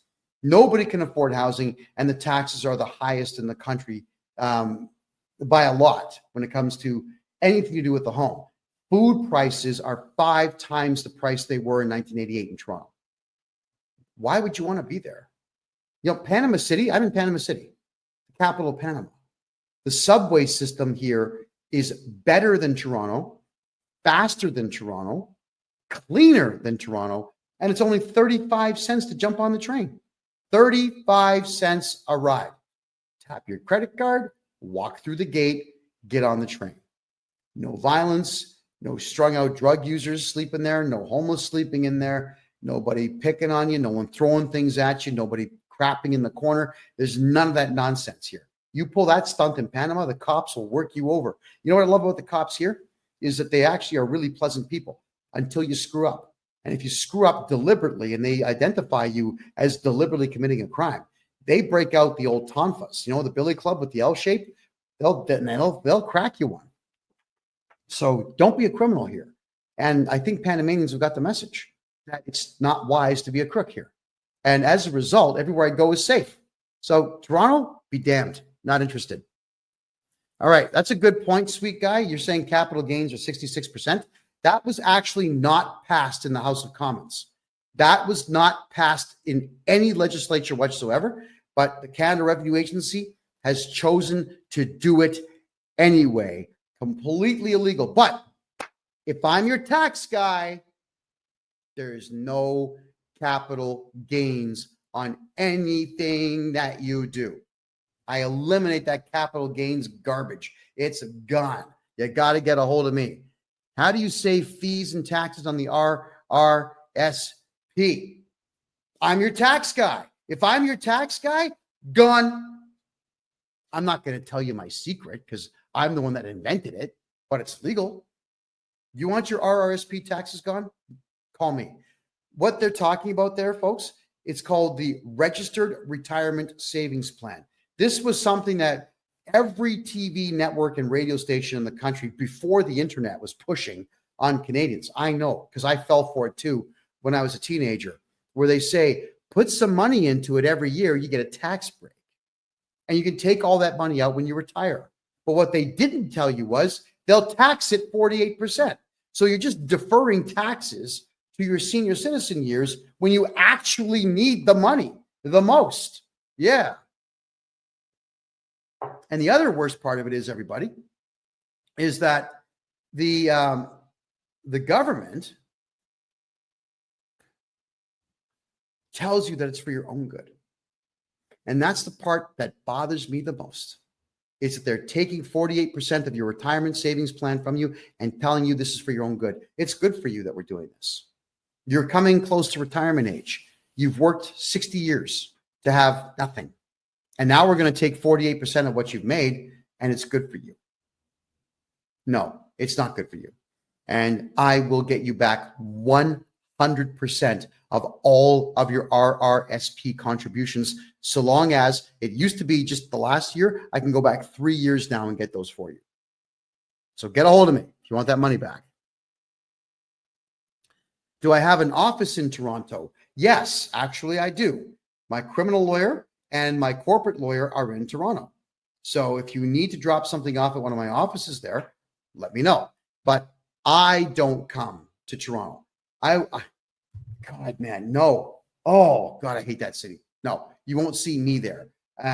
You'll see me in places like Seattle, Calgary, Bogota, Panama City, Mexico City, Cancun. You'll see me in not Port-au-Prince. I'm sorry. What's the other one? The capital. Oh, Nassau, the capital of the Bahamas. You'll even see me in Trinidad and Tobago. You'll see me in all these places because there's money in the cities I've just mentioned. But Toronto, nope. Keegan's asking, can I get your calendar link? Yeah, just my name, KevinJJohnston.com. KEVIN, middle initial J, last name Johnston, KevinJJohnston.com. Get a hold of me there, please. And the calendar link is all yours to pick yourself a time. Okay, Sweet Guy says, I'm 65 and I've watched many of the major metropolitan cities just deteriorate to absolute garbage. Correct. So have I. That's why I want nothing to do with Vancouver, Toronto, and Montreal anymore, which is a shame because those were three amazing cities in the 80s, even the 90s. They were fabulous places to be. Now, no, forget it. Can't talk me into it. Is Panama safe for kids? Yeah. It's a very safe place, especially if you're a gringo. The cops here will protect the gringos because the gringos bring money. Now, gringo, which means, North American. Actually, mostly it's either you're white or you're born in the United States or Canada or Europe and you speak perfect English. You're a gringo. So they'll treat you quite well here. I haven't filed since I have a sole proprietorship running since 2022. Carbon collection notice. All right. Sole proprietorships, you should never have those things, but I can fix the taxes and we got to get you into a numbered corporation so that we can avoid that craziness in the future. What if you just pulled the RRSP out and they took the tax off the top? Well, that's what Janelle, that's what they do. It doesn't matter who you hold your RRSP, your lifts, your RIFs, or your GICs with. They always take the taxes and just give it to the CRA, whether you want them to or not. They just do it. When you ask why, because it's the government. You have to do it. That's how they sound. So that's why I'll get you back everything on the RSP, but it will be in the following tax season. So it won't be today. It'll be in the following tax season. But if anybody here pulled out their RRSPs in the last 3 years and you want that money back, you get a hold of me. I'll get it all back for you. Every penny. If I cash in Bitcoin, do I have to pay capital gains on money I got by mining? Okay, Dale, the whole point of crypto is that nobody knows you have it. There is no way for the CRA to know how much money you have in the bank and how much crypto you have, how many gold bars or silver bars or platinum bars or palladium bars that you have, or even how many houses that you own until you shoot your mouth off and tell them. So, Dale, if you've got crypto and you're making money in the mining game or the staking game, shh, say nothing. It's your money. Don't give it to them. However, Dale, you can use a crypto loss as a capital loss and do a huge write-off on that. That's when you can talk about crypto. And if they say, well, where's the money now? I don't know. Some guy named Muhammad stole it, right? So talk to me about that sometime. What would my charges against the bank be called for? Giving all my money to the CRA? Theft, fraud, conspiracy. There's one more.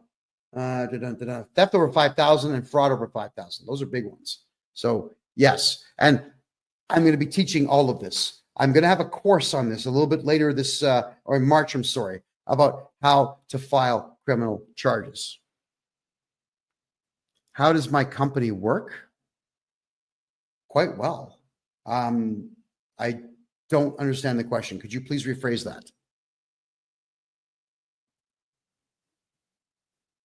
Okay, Keegan, if you're having an issue with the Calendly link, then I'd like you to immediately please go to the contact form on my website, the KevinJJohnston.me website. Just give me the invoice number. I'll take care of it. I'll get you the link right after the show. All right. So thank you, Keegan. I do appreciate that. Why is Trudeau still talking crap? Because he can, and because he knows that no Canadians are going to do anything about it. That's why. Okay, Keegan. Yeah, you definitely got to get a hold of me, Keegan. Please do that. In fact, everybody write this down for Keegan so he can email me. It's freedomreport.ca@gmail.com. Email me right now with all your contact info, Keegan, and your phone number. I'm going to call you right after the show. Are Panamanians nice to Canadian people? Yeah. Oh, yeah, they certainly are. I was having a good laugh today with a friend of mine. We had this gorgeous waitress today. We had chicken wings that were like this big. It was awesome. And I just said to her through the Google Translator, "You're gorgeous and I want to marry you." So she just types back saying, "Okay, but you got to get me a ring right now." So, I'm searching my pockets looking for a ring, and she's laughing, we're laughing the whole bit, and she's going to be cooking me dinner this coming Saturday. So, the ladies here are fabulous. People here talk to each other. People here have a good time. It is remarkable how easy it is just to strike up a conversation with somebody. Mostly through Translator. I've got these really wicked earbuds now that I stick in. I give them one, and it translates in real time. Yeah, it's like the Babel fish from the Bible. It's amazing. People in Panama are awesome, guys. You'd love it down here. I love it down here. Okay, Clap. If you're talking about the banks breaching fiduciary duties and breach of trust, that's not a crime. That's civil. You can sue them for that. So you certainly can do so. And you should. What should I do? The bank account has been frozen by the CRA for the last 3 months. Mr. Fix-It, I have to redo your taxes for the last 10 years, get your tax balance to zero for you, and they have no choice but to unlock the account. That's the only way. You can appeal and fight in court, but it's ridiculous. Let me just redo your taxes. Get her done. There we go.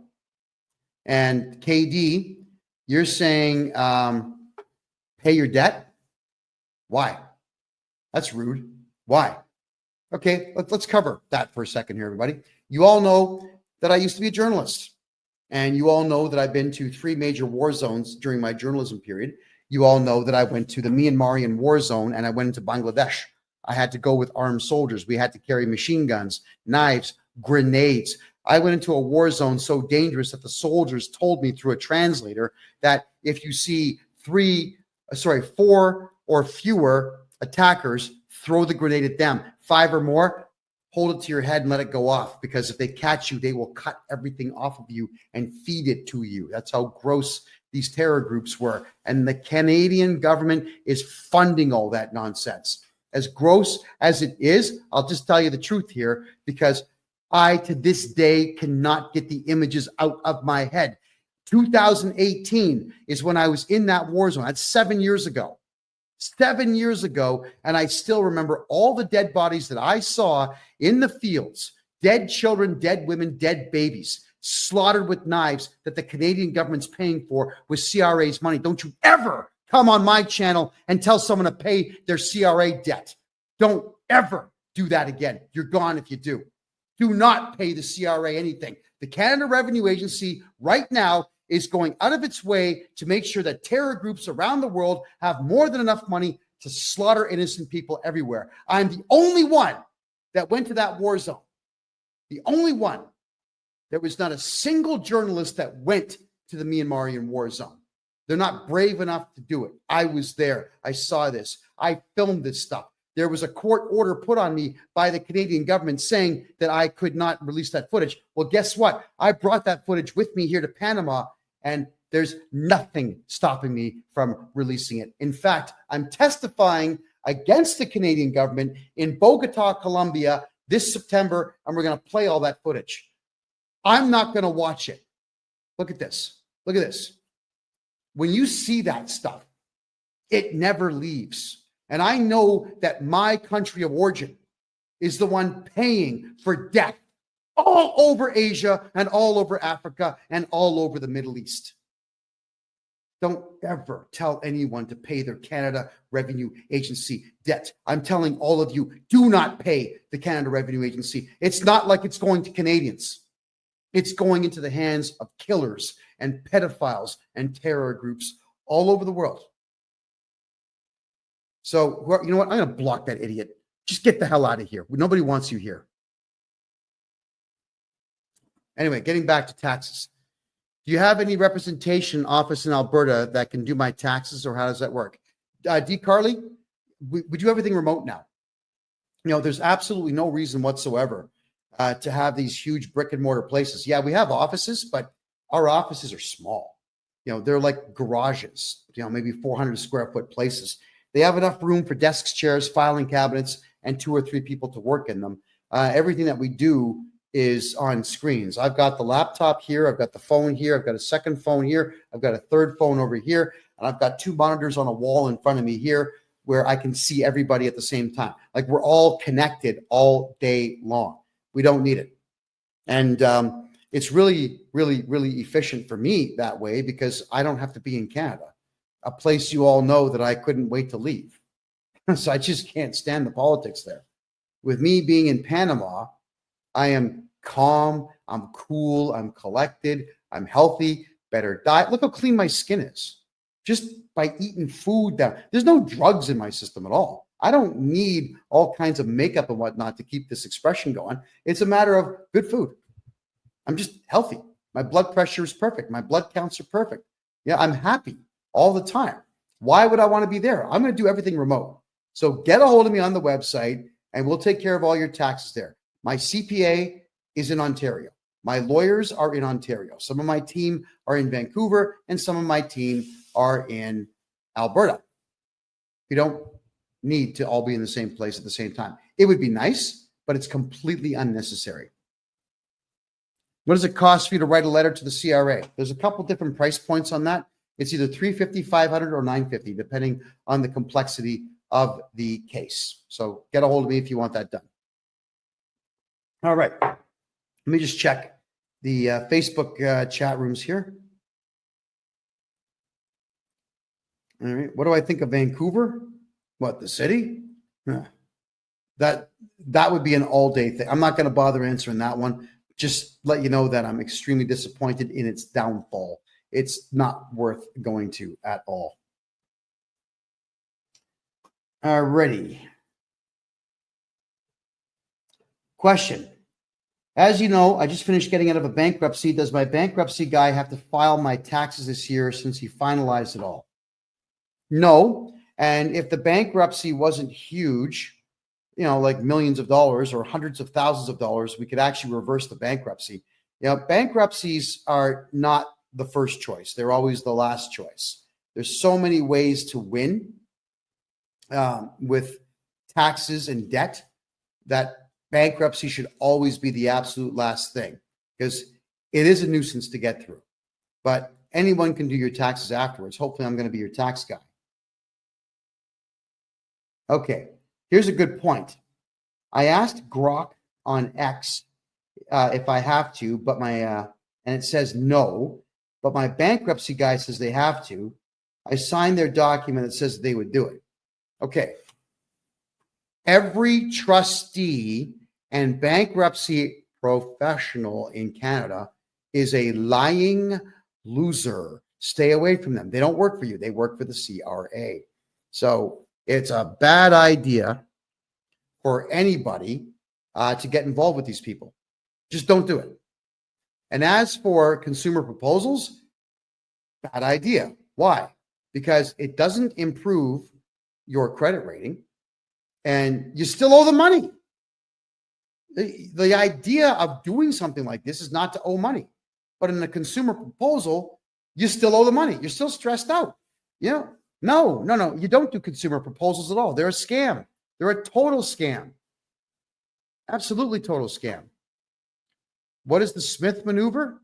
Something that doesn't work as well as you think it does. And that would be an extremely elongated thing to talk about here. It's not something that I can answer, even in the last 10 minutes that we have here. Do I do living trusts? Yes. Here's the way that we do it. On the low level here, you have numbered corporations. Corporation A owns your house, holding company. Corporation B has all your funding in it. Corporation C, cars and property. Corporation D, do business in that corporation. And all those corporations should be held under this one here, which is going to be your umbrella corporation. And then the umbrella corporation is owned by the family trust. So it has to filter down. And when you build a family trust, start with the corporations at the bottom, then move them into the umbrella corp. Then we move everything into the family trust. You can do it the opposite way, but it's a lot more work. There's far too much prep work to get that done. It's better to just do it piece by piece by piece. All right. What should you do besides a consumer proposal? Well, if it's taxes, hire me and I'll get your tax bill to zero. If it's credit cards, we can always negotiate a better price for them. Or if it's credit cards, knowing that you can't do prison time, and if you don't care about the credit card ever being useful again, you can simply just walk away from it if you like. There's nothing stopping you from doing so. Consumer proposals means that your credit cards will no longer work, your lines of credit are no longer accessible, and you still owe the money. It's positively worthless to do one. The trustees get paid by the government when you do a consumer proposal. So stay the hell away from those people. They're crooks. Do you have courses or classes we can take to learn how to set up and run corporations if we wanted to do business that way? Petra, yes. Starting March, the last Wednesday of every March at 8 p.m. Eastern time, all year long, which is going to be 5 p.m. Pacific time and something like 7 p.m. Eastern time, or sorry, Atlantic time. It's going to be right in the middle so everyone can be there for it. It's going to be a membership fee of $25 a month where you can come in and learn this stuff. It's going to be a private closed circuit meeting where everybody's on Zoom. You listen to what I say for an hour, and then we have a discussion, questions. That's how we're going to be doing it. Also, we're looking into the law right now. Right? I've got a meeting at the lottery head office, the Lotteria office here in Panama, to find out if it's legal for me to give away money to Canadians and Americans from Panama. We think it is, and the 3 people I've spoken to at the Lottery Corporation here in Panama say it is, but we got to make sure. Because if it is, everybody who joins up for that $25 per month fee is going to get a chance to win cash. All right, we're going to start giving away cash on this show come September. So we have big plans for what we're doing here. That my good fortune is your good fortune. I'm having a blast doing what I'm doing in the tax realm here for Canadians and for some American folks as well. So we're going to give back by giving away a bit of dough. Here we go. Can I assist you in British Columbia? I can assist you everywhere. It's just that Quebec is excessively difficult in some cases. There are some things in Quebec I can't fix because Quebec is a messed up place. But everywhere else, 100% yes. Am I able to set up a trust for crypto assets and capital gains? Yes, but you still should not be talking about crypto anyway. If you've got it, shh. So long as you shh forever, they don't know you have it.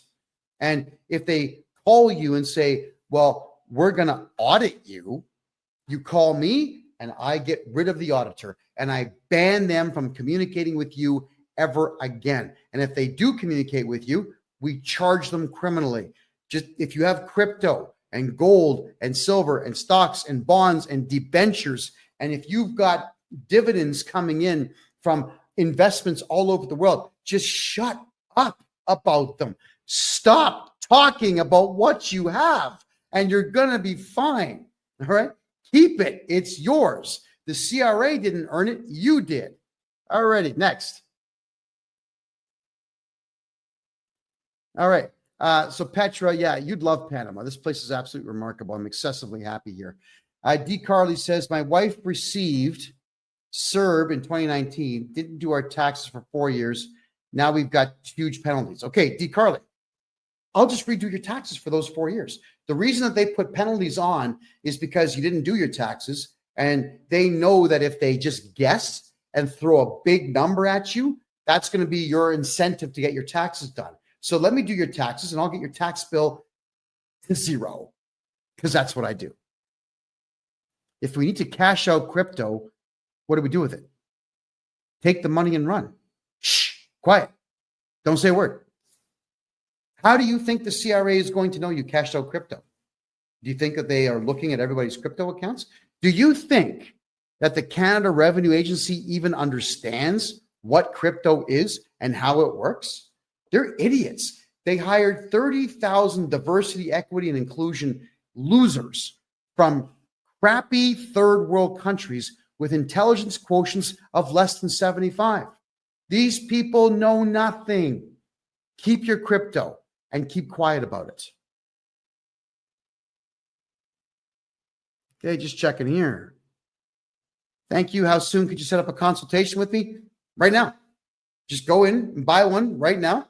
And Calendly will kick in and tell you what dates I've got available.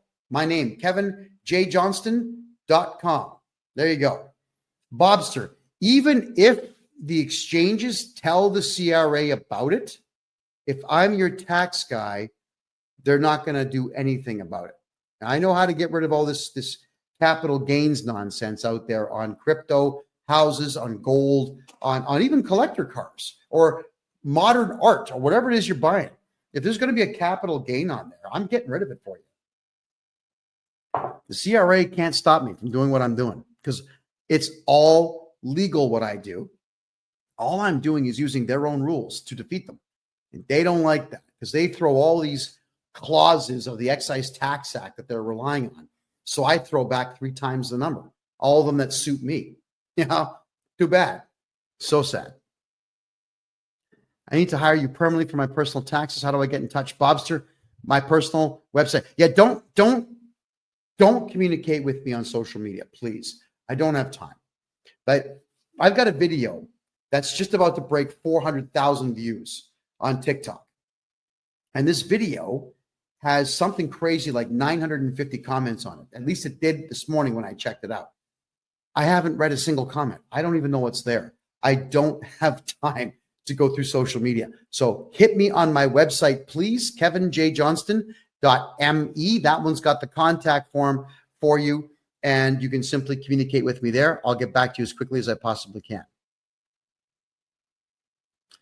If I buy my house, am I going to have to pay capital gains? Not if I'm your tax guy. Absolutely not. There's no such thing as capital gains if this guy is your tax guy. Alrighty. And we're down to our last 4 minutes here, everybody. So I'll take a couple of more quick questions here, and then we'll draw our conclusions for the night and part ways for another week. As always, this show is going to repeat itself on Thursday night. It will repeat itself live all the way through until the following Tuesday. So on Rumble, you can always watch the repeat of this show. It plays for four straight days after we're done.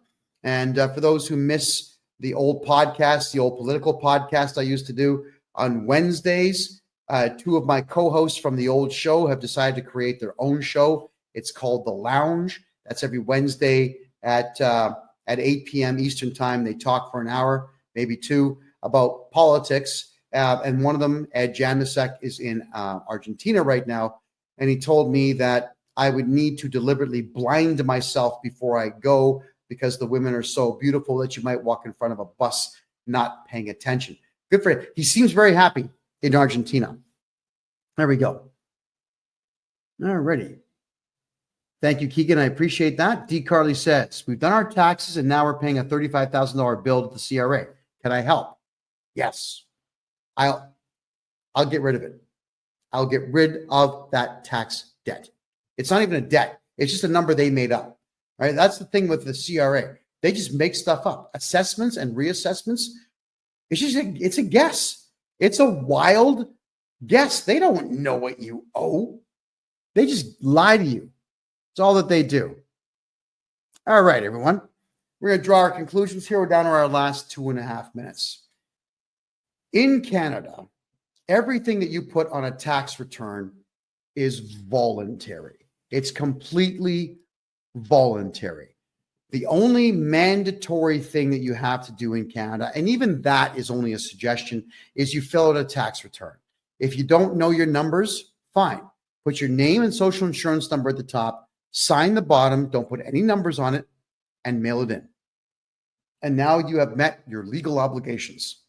The CRA will assess it, but then you contact me and we can appeal it, and then we can do your taxes. All right? We want to make sure that each and every one of you knows your rights. And you've got the right to remain silent, so don't talk to the CRA. Have me become your tax guy and your legal agent so that I talk to them and not you, because they're always fishing for information. That's just how it works. The CRA knows nothing about you until you tell them. Because like I said earlier, they've got a bunch of morons working for them. They are not intelligent people at all. In fact, they all hate each other who work for the CRA because they've taken 100 different cultures and threw them all in the same offices and said, here you go, get along. Well, we know that doesn't work.